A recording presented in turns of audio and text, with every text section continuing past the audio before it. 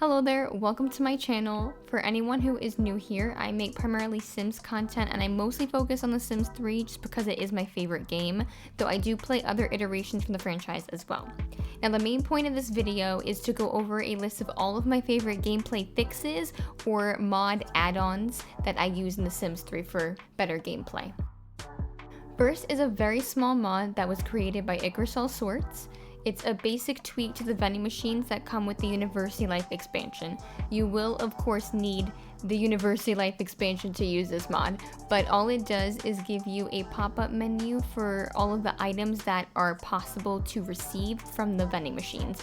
It enables choice for the player as opposed to being forced to get whatever the machine randomly decides for your sim, even if it's something really disgusting that makes them nauseous. Next is a pretty small and simple one as well. It's the Don't Put Down Baby fix by Nona. This mod does require the changing station store object to work. It does not give you the object, you do have to already have it from the store.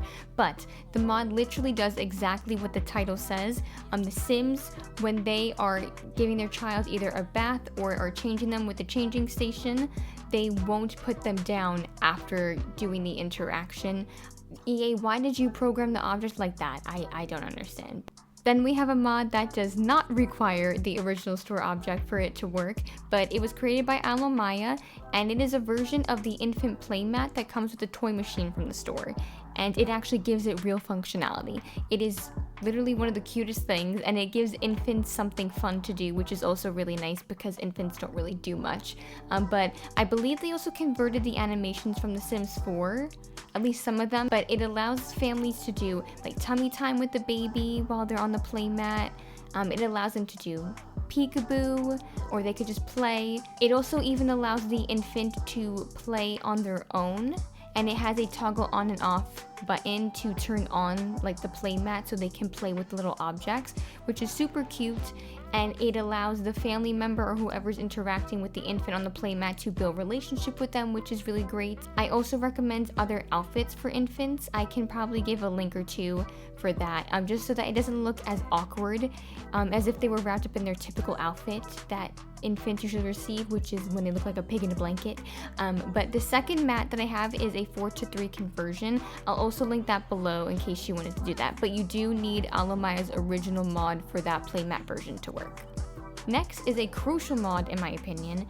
It kind of works in the background, or I guess it doesn't, but you do see a difference, and you don't have a pop-up menu to use, this just happens. It is the Better Sim and Pet Routing Fixes by rudi. They are two separate mods, but they work hand in hand, and I think both are really crucial just for better routing in the game, which makes gameplay more smooth. Both mods really, I feel like, help, especially when it comes to Sims interacting with their pets, especially when they're interacting with horses. But it really is great also for when they're interacting with like a big dog or just any animal and they're in like a tighter space, let's say like a smaller building or house. It really is just great for better routing purposes. This next mod is an add-on to the school rabbit hole system. It was created by Phoebe J. Sims. It's called the School Additions mod, and it mostly allows for two different things.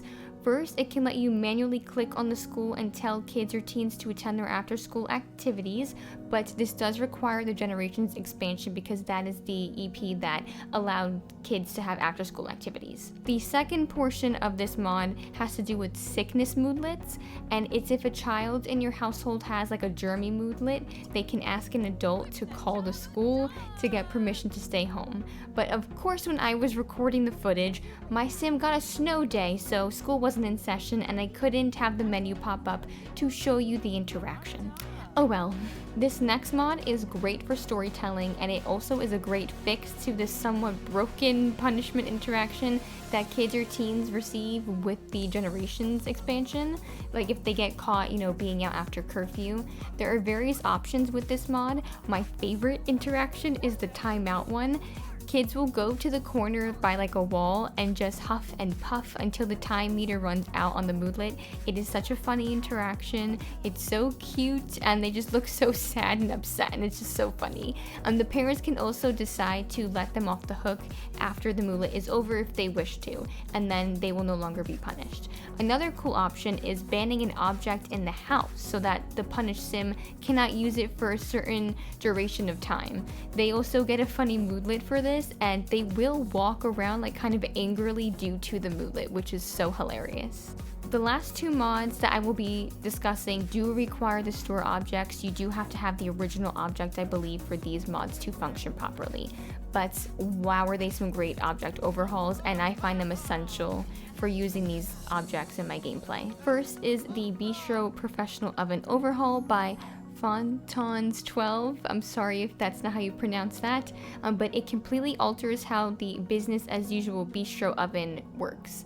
So first you can set the time that the oven is open for, which is when the NPC chef will be working, and it also allows for you to customize the chef uniform or to even reset it back to the typical uniform in case the sim working isn't wearing it already, because sometimes that glitch does happen.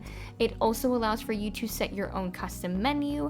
You will see in the video I have a lot of custom recipes installed. They don't come with the mod, unfortunately. You have to separately install those from other creators. It also gives you the option for your sims to choose what to eat from said menu, and they also get to choose who they want to dine with if they are sitting at a table that has multiple seats with menus as well. It is perfect for going out on like outings with someone that's not in your Sims household, and I really love it for dates and things like that. It also allows you to play as the chef as well, and it gives you actual income if you do get to serve guests at the location. Last is a super awesome mod by Butterbots. It is the canning station overhaul. I think it's called like the Granny's canning station object from the store. It is so amazing. It adds so many more recipes for your sims to make with this object, and the object is needed for this to work, of course, like I mentioned, but it really is so amazing what you can do with this overhaul. There are recipes starting from ketchup, which of course you need tomatoes. You can create condensed milk. You can make garlic confit.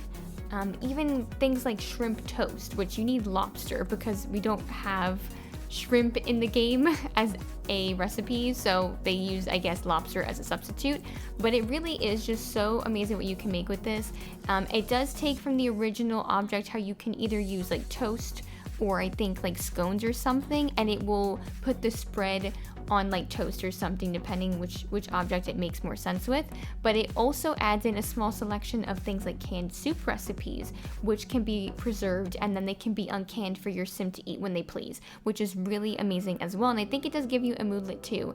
And my most favorite part, which is a super awesome add-on, I didn't even think this would be possible, but if you do have, I think you need Supernatural, the expansion for this, to be a part of it, but it allows for you to add beeswax to the station, and you can make functioning candles with it, and they are all recolorable versions of the base game candle. So you put in 3 pieces of candle wax, your sim will do the typical animation. It's all one animation, of course, because it's all a part of like that object. Once they have put in the beeswax and done like the animation, the candle will then go into your sim's inventory. You can plop it on a surface, even on the canning station itself, and then if you go into build buy mode, you can click on it and it will have the customization panel pop up, and you can choose from the 3 presets, or you can completely recolor it, repatternize it, retexturize it, whatever you wish. And there's 2 different like colors, because there's the top part